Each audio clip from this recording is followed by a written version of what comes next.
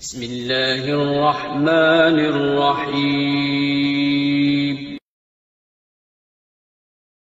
ही मौलाना साहब जो सुवाल आहे, चवे थो त असां वटि ख़ासि तौर ते सिंध में 9 या 10 मुहर्रम या ॿिन्ही ॾींहंनि ते क़ब्रिस्तान वञण जो रवाजु आहे।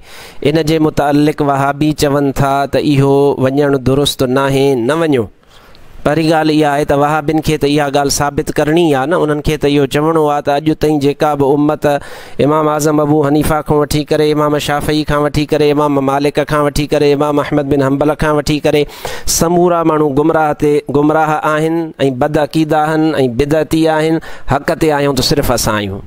हिननि खे त इहो ई साबित करिणो आहे न, तव्हांजे ज़हननि में इहो विझणो आहे। बाक़ी रही ॻाल्हि त को ॾींहुं मुक़ररु करे क़ब्रिस्तान वञणु, इन में का मुमानात कान्हे। पहिरीं ॻाल्हि त इहो पंहिंजी सहूलियत जे लाइ या त इंसानु पंहिंजे वक़्त मां वक़्तु कढी करे वञे थो, को ॾींहुं मुक़ररु करे थो, इन में का मुमानत न आहे। शरीयत जे कंहिं बि अहकामनि सां इन जो टकराव न आहे।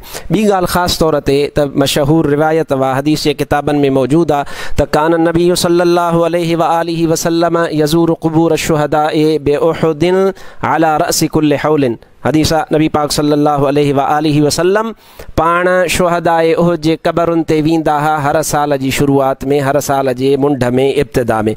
त इहा तयीन नाहे त ॿियो छा आहे। नंबर 2 ॿी रिवायत वा मशहूर त सैयदा फ़ातिमतु ज़हरा रज़ी अल्लाह तआला अन्हा कानत तज़ूरु क़ब्र अम्मिही हमज़त कुल्ल जुमअतिन। हज़रत सैयदा फ़ातिमतु ज़हरा सहाबियाणी आहे, हुज़ूर जी न्याणी आहे। पाण पंहिंजे चाचे हज़रत हमज़ा रज़ी अल्लाह तआला अन्हो जी क़ब्र मुबारक ते हर जुमे ते तशरीफ़ वठी वेंदियूं हुयूं। नंबर 3 ॻाल्हि त मशहूरु रिवायत मौजूदु आहे सभिनी किताबनि में त हज़रत अब्दुल्ला बिन मसऊद रज़ी अल्लाह तआला अन्हु महबूब जो सहाबी कान युज़क्किरुना कुल्ल ख़मीसिन। पाण हर ख़मीस जे ॾियारे ते माण्हुनि खे वाज़ नसीहत कंदा हुआ। ॿियनि ॾींहंनि ते छो न पिया कनि, अरबा ते कनि, अंगारे ते कनि, छो? सहूलियत जे पेश नज़र। लिहाज़ा हदीसुनि में मौजूदु आहे, को बि ॾींहुं मुक़ररु करे इंसानु वञी सघे थो, इन में का बि मुमानअत नाहे। रही ॻाल्हि क़बरूं जेके ड्रही थियूं वञनि, उन्हनि ड्रथल क़बरुनि खे ठाहिणु, उन्हनि जो लेपो करणु, उन्हनि ते को निशान रखणु, इहो बि मनउ कोन्हे।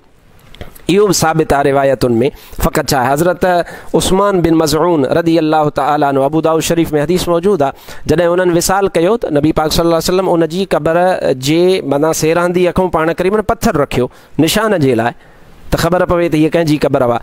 अच्छा, सैयदा इहा जेका मां ताज़ी रिवायत बयानु कई आहे, सैयदा फ़ातिमतु ज़हरा रज़ी अल्लाह तआला अन्हा कानत तज़ूरु क़ब्र अम्मिही हमज़ा। पाण हर जुमे ते हज़रत हमज़ा जी क़बर जी ज़ियारत जे लाइ वेंदियूं हुयूं ऐं पाण छा कंदियूं हुयूं, वकानत तुअल्लिमुहु बिहजरिन, ऐं पाण को पथर रखी करे उन जे निशान जे लाइ त बाबा ही क़बर हुजे, हिन जी ख़बर पवे। लिहाज़ा क़ब्रिस्ताननि में असांजा माण्हू साल खां पोइ वञनि था ऐं मुमकिन आहे उहा क़बर का ड्रथल हुजे, मुमकिन आहे उन क़बर जेको आहे सो उन में तव्हां ॾिसो था ॿहिराड़ीअ में त क़बरुनि में सोराख़ था थी वञनि, जानवर अचनि था वग़ैरह ज़ालिक, त इहा त हिकिड़ी उन जी हिफ़ाज़त आहे, इन जी का मुमानअत नाहे। लिहाज़ा इहो चवणु जहालत आहे, बिल्कुलु दुरुस्त आहे। इन खे बिदअत चवण वारो पाण बिदअती आहे। मां त हैरान आहियां त हिननि जो मशहूरु मौलवी आहे सऊदी अरब जो इब्न जिबरीन, उन खां कंहिं माण्हू सुवाल कयो त साईं मां नौकिरी कंदो आहियां, नौकिरी करण जे करे मां क़ब्रिस्तान नथो वञी सघां, लिहाज़ा आचर मुंहिंजी छुटी आहे या को ॿियो ॾींहुं, छा मां इन ॾींहं ते क़ब्रिस्तान वञी सघां थो? त हिननि जो उहो मौलवी जेको आहे सो ॿियनि खे बिदअती चवण वारा, उहो मौलवी पाण चवे थो त बिल्कुलु तव्हां आचर जे ॾियारे ते क़ब्रिस्तान वञी सघो था। मां हाणे पुछां थो त जेकॾहिं मोकल ऐं नौकिरी जे करे आचर ते वञणु जाइज़ आहे त 9 ॾहीं मुहर्रम ते वञणु छो नाजाइज़ आहे?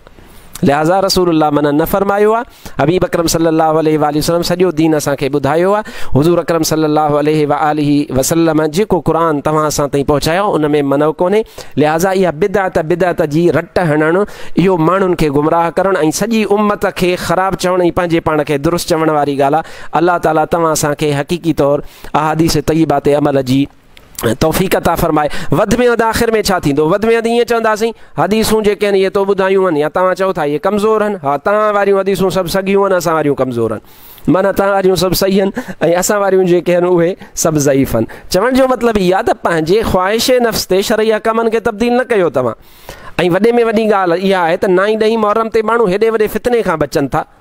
हे पिटको कुटको हले थो, इहो असां वटि जाइज़ कोन्हे, यकीनन जाइज़ कोन्हे, मातम शरीयत में जाइज़ न आहे। त माण्हू उन खां बची करे पंहिंजे प्यारनि जे क़बरुनि ते फ़इन्नहा तुज़क्किरुल आख़िरा, क़बरुनि ते वञनि था, क़ब्रिस्तान वञनि था, पंहिंजनि प्यारनि खे कुल बख़्शनि था, उनखे क़बर ऐं आख़िरत बि यादि अचे थी। ऐं हिकिड़ी जेको आहे सो इहा अल बिरु बि आहे, नेकी मां बि आहे, अल बिरु बिल वालिदैन बि आहे, पंहिंजे वालिदैन सां इहा नेकी आहे। लिहाज़ा क़ब्रिस्तान वञणु हदीस जे रूह सां को मना कोन्हे। इहे मूं रिवायतूं बयानु कयूं, निशान हणणु को बि मना कोन्हे, इहा हदीस पाक मां बयानु कई। अलाह ताला तव्हां असांखे वहाबियत जे फितने खां पनाह अता फ़रमाए, दीन ते अमल जी तौफ़ीक़